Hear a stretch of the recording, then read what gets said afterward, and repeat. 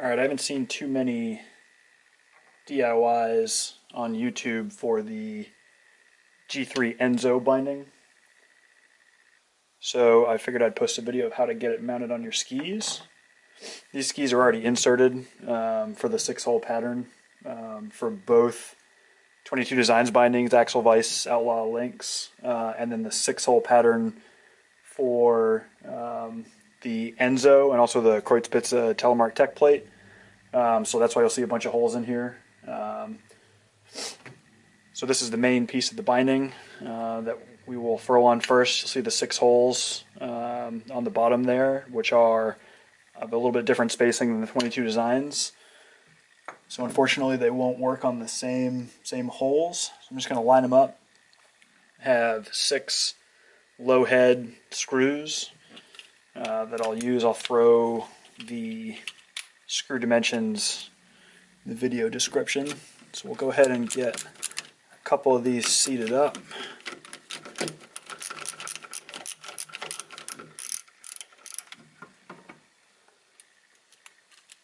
You can see I already have the leash installed. Go find those. I'll do the 2 back ones. I'm not going to tighten them all the way down. I'll save that for last before we put the ice plates on. And to get to the 2 middle screws, we tilt the binding up, pop those in, and I use a really long posi bit from Tognar that lets you get in there.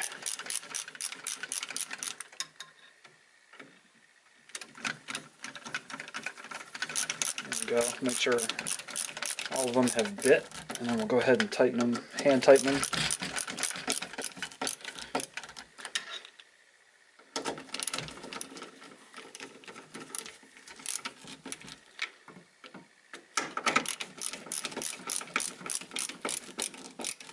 Let's tighten the front and drop the plate back down.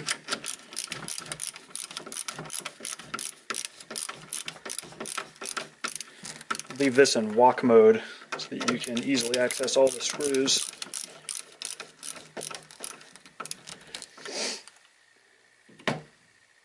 Now we can go ahead and put the ice plates in.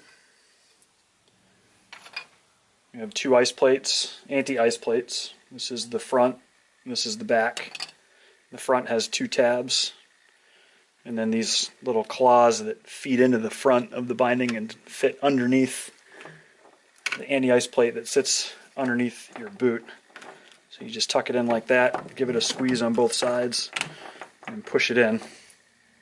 And if you want to take that out later on, use a small flathead, and you can see the tabs popping through right here, and you just push those tabs in, and you can pop that ice plate back out. The rear ice plate, see 2 tabs on the top and 1 on the bottom. You can easily see where those tabs fit in.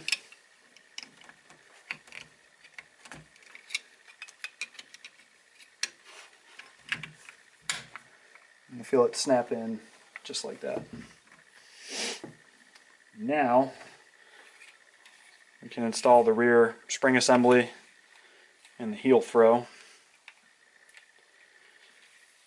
And this uses a slick pin like the 22 Designs Axl Vice. I think the Outlaw as well. There are 3 positions that this will fit in. It looks like there are 4 on the binding, but that rear one doesn't actually work because the rear binding interface will get in the way. So you have 1, 2, and 3 right here that'll work for your activity settings. You also need to put the slick pin through 3 different holes, because on the bottom of the binding, on the bottom of the anti-ice plate, you'll see a 3rd hole that you need to go through. So I like my bindings active, so I'm going to put this in the rearmost hole. That makes sense. You also notice that the front head of the slick pin is flat, and so it'll only go in one way. On this one, it's going to be left to right. So we'll put it in the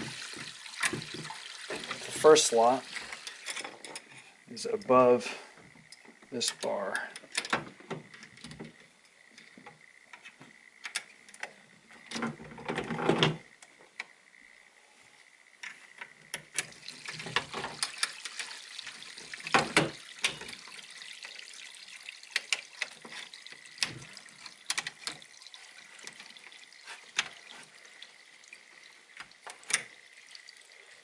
There you go. There's your completed assembly.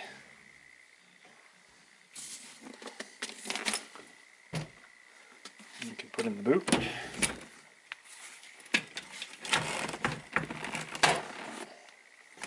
Lock the boot in. You can tell it's adjusted when that red piece right there is in the middle of those notches,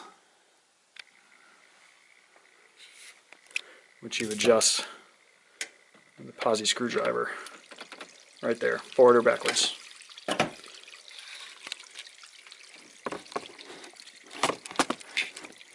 And then pop it into ski mode.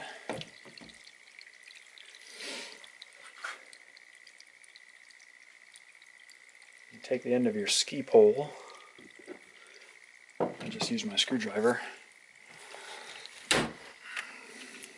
Push that down.